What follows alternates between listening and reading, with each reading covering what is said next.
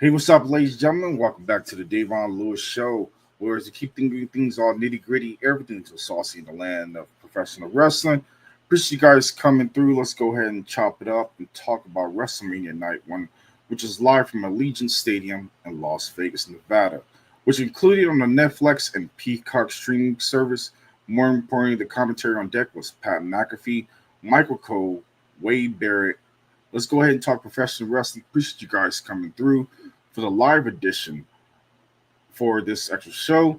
More importantly, if you're coming from all my other platforms, don't forget to smash the like button, share a heart, or share the content for the algorithm. And let's go ahead and get into it. Appreciate you guys coming through.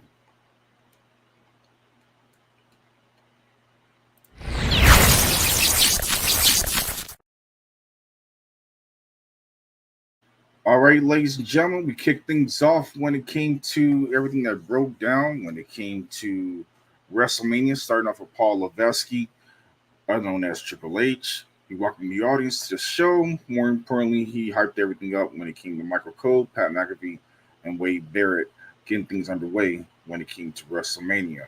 We had a whole lot that broke down and what took place as we got things underway with the World Heavyweight Championship match, as we had Jey Uso defeating Gunther via submission with a sleeper hold to secure the victory, become the new champion.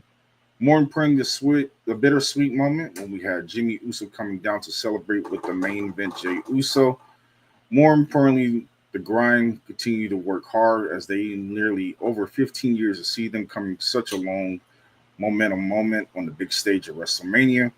More importantly, it was a big celebration. I almost shed a tear at one point when it came to the actual celebration, but I thought in overall the match was very good. I liked the storytelling when it came to Jey Uso, using Gunther's moves on him, including getting there, wearing him out, and securing the victory with the sleeper hold. Of course, the cherry on top, Jey Uso ended up hitting 3 Uso splashes. Instead of going for the pin, he put the sleeper on him and put him to bed, which led to Gunther actually tapping out, which was highly surprising. You don't see that often when it comes to Gunther losing, but it was a nice little settlement moment when it came to everything that took place when it came to Gunther. But beating him with his own move was something you knew that he was ready and he was able, he was coming to actually for the match. He out wrestled him through the majority of the match, and it was a great win when it came to it being entertaining. The outcome was expected when it came to Jey Uso coming away with the victory. Good opening match, and I'm happy for Jey Uso for getting the victory in the long run. We also had a lot of celebrities who were spotted in the crowd, including Rick Rubin, Chris Angel, O'Shea Jackson Jr., Michael Shea from the Saturday Night Live. We also had music artist Jelly Roll. We had Lily Singh, Lil Yachty, Stephen Amell, Israel Azrani, as well as Dana White, and so much more. Then we got things underway with the WWE World Tag Team title match, which was kind of like smashed and put together, as we had the New Day, Kofi Kingston and Xavier Woods defeating the Warrior Raiders, Eric and Ivar, with the Midnight Hour, of course, holding things down and pretty much keeping Ivar at bay by securing the victory. It was a mid-tag team match at best, but the crowd was very quiet when it came to the overall presentation of how things were going. Ivar got a little bit of pop when it came to his overall cool spots in the ring. The New Day was being great heels as usual. They have been for the past 5 months, naturally getting heat from the crowd. And it was great timing for the title change to even change, even though it was rush booking. But I'm happy about the seeing the New Day becoming now the WWE Tag Team Champions for the 13th time. Congratulations again to Xavier Woods and Kofi Kingston for laying down the foundation. And I appreciate all you guys coming through as we got 42 strong. We're also live on TikTok. We got a total of a few people who are joining through. Appreciate you guys coming through and saying hi. We got a few people. I appreciate you guys coming through for the TikTok as well. Then we kept things rolling. We had Jade Cargill defeating the likes of Naomi with a pinfall with the Jaded. The entrances was okay for the was, but what was Death Row doing when it came to the whole raw presentation of how things were going when it came to the entrances? It was all right, but it was mid at best when it came to the match. It felt like a television match that could have been just taped on SmackDown, The crowd wasn't getting over when it came to being on next level of excitement. I wasn't impressed with the match. Even though it was dominant fashion when it came to Jade Cargill as expected, there was a lot of nice spots by Naomi, including several counter moves, but I honestly didn't think Naomi had a chance to get the win at Mania. The nice spots I enjoyed was Jade Cargill countering and leading to a power bomb, which was the best spot of the whole entire match. But in overall, it felt like it was on life support and it was flatline. Then we get to the WWE United States Championship match. We had Jacob Fatu defeating LA Knight to win his first championship. I was very impressed by the performance of Jacob Fatu on his way to winning his first championship in WWE singles. The spot for Fatu going for a moonsault off the top and LA Knight hitting a BFT was the highlight reel that you won't miss. Fatu worn down Knight throughout the course of the match, hitting two double jumping moonsaults, and it was a signed, sealed, and delivered as expected. The title change was great, and I'm happy for Jacob Fatu for getting the win. It makes sense for putting the title on a ascending star, like when it comes to Jacob Fatu.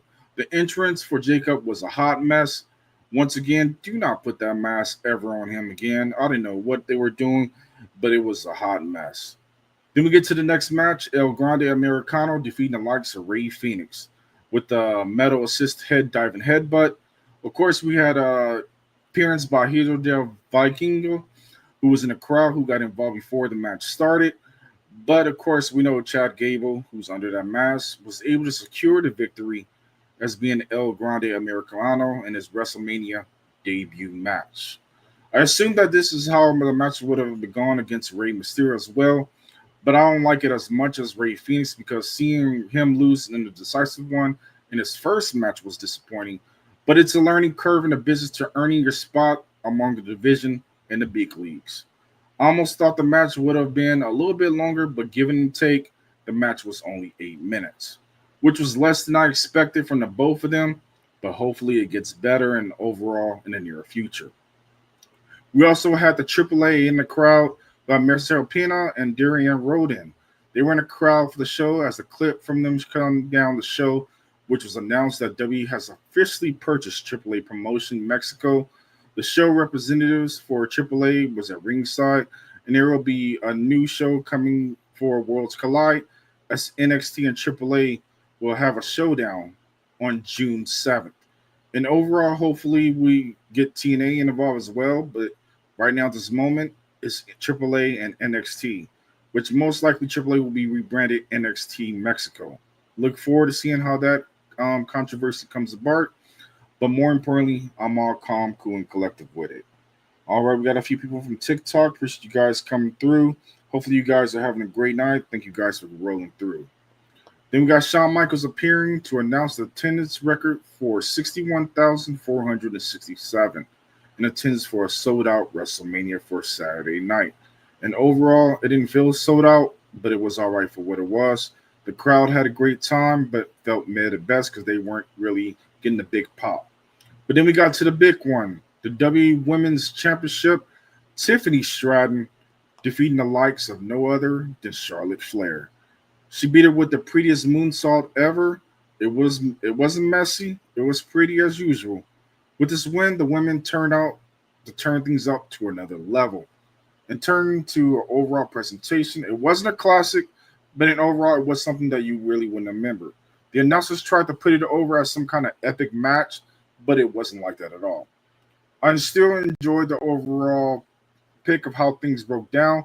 My pick was Charlotte Flair winning it, but I'm happy to see Tiffany get the win because it was good for Stratton to beat somebody on a high level caliber of Charlotte Flair. Even though Tiffany's belonged in the top part of the women's division, is warranted. But I thought Charlotte Flair could have gone a little bit longer in the match. But hey, things happening as things continue to progress. She would have got number 15, but it's still a pending situation as Charlotte hasn't had the championship for quite a couple years now. But the overall presentation was nice when it came to the match. Each woman was going over each other's knees. But I think Tiffany Stratton could have sold a little bit better, but in the overall presentation, she did well for her first WrestleMania match. Now let's dive into the other things that broke down, which was the 2025 class of WWE Hall of Fame, which appeared to be paid tribute after being inducted. The WWE Hall of Fame inductees were on stage so the fans could cheer them and give them their flowers, which was Bret Hart, Stone Cold Steve Austin for their immortal moment, Typhoon and Earthquake represented by his family, Michelle McCool, more importantly Triple H was last. I guess Lex Luger was a no-show, but that was a small class when it came to the Hall of Fame. And Triple H bought a bottle of water, did his classic spit, and more importantly, kept things going and cheer on the fans to get things hyped up for the main event of the night, which was the triple threat, which I highly enjoyed, which was Seth Rollins defeating the likes of Roman Reigns, CM Punk, and a triple threat match with the curb stomp on Roman Reigns. Paul Heyman ended up betraying CM Punk, catching him with a low blow before handing the chair to Roman Reigns. After Reigns swung the chair at Punk, he went for Rollins, but everything fell apart for the tribal chief. Paul Heyman caught Reigns with a low blow before handed it to the chair to Seth Rollins. Rollins then swung the chair repeatedly at Roman Reigns before hitting the curb stomp on Reigns to get secure the victory. Rollins and Heyman stood tall as the broadcast ended. It was calm, cool, and collective, and what more can you got out of it? When it came to this match, I thought it was excellent by WWE style main event with a lot of finishes by all three guys, even stealing some finishers. Getting a 2 count for most of it. When I saw Heyman getting in the ring, I knew at that moment he was going to cost both Punk and Roman Reigns and be aligned with Seth Rollins. I just figured it was coming because why else would he enter the ring? They got plenty of time. This match went 30 minutes. Reigns was dominant for the majority of the match, and Punk was resilient all the way through. But when it came to the end, it was Seth Rollins who benefited from an untrustworthy Paul Heyman to get the win. We know how Rollins said that Heyman owed him his favor in the past, but we didn't know for sure if Heyman would have done that favor. Yet the teaser was at the Hall of Fame, and we saw them sitting and aligning with each other at the Hall of Fame. So the internet wrestling community was buzzing nonstop after everything broke down. But then Heyman did end up aligning himself and helping Seth Rollins to get the victory. But I'm glad they got a lot of time because this delivered a terrific main event match, and the show definitely needed it. Great job by Seth Rollins, CM Punk, and Roman Reigns to close out night one. I really enjoyed the whole overall presentation when it came to the main event. Now let's go over the breakdown of everything that I felt the overall presentation of WrestleMania 41 Saturday night. It was overwhelming for the most of the matches throughout the course leading to the end of the night. Jacob Fatu in particular looked great in his win over LA Knight, but the night absolutely belonged to CM Punk, Roman Reigns, and Seth Rollins, which was delivered at excellence. And how Pat McAfee put it, it was stupendous. Match for 30 minutes to really boost and save the show from being a disappointment and a disaster. The main event by Seth Rollins, Roman Reigns, and CM Punk was outstanding, and the shocking end helped a lot when it came to the plot with Paul Heyman turning on CM Punk and the other situation making Shakespeare in the win for WrestleMania 41. It was captivating for an all-time classic between those three men, and you couldn't ask for anything better when it came to CM Punk, Roman Reigns, and Seth Rollins. By far, the best match of the night was the triple threat match. Easily, no doubt, when it came to storytelling, and was very what you expected, with an excellent fight all the way to being a memorial ending with the showcase of Immortals. Then it came down to Jey Uso winning over Gunther, which was a lot of fun. I like the storytelling that they told in a square circle. Other than that, Tiffany Stratton versus Charlotte Flair was pretty good. Most of the rest of the matches was mid at best. I'm not going to sugarcoat it for you, but the timing felt off just for the likes of most of the matches. They fell shorter than expected. But in overall, it was what it was for the show for tonight. When it came to the overall feeling, the booking, when it came to high expectations, WrestleMania should be at a high regard. Showing overall the past 4 years, I felt like the show was either an 8 out of 10 styles when it came to the overall presentation for the events. but then to get to the higher level. In my opinion, I'm going to give it a solid 6.5. We see how WrestleMania Night 2 goes, but in particular, Cody Rhodes and John Cena is the highlight.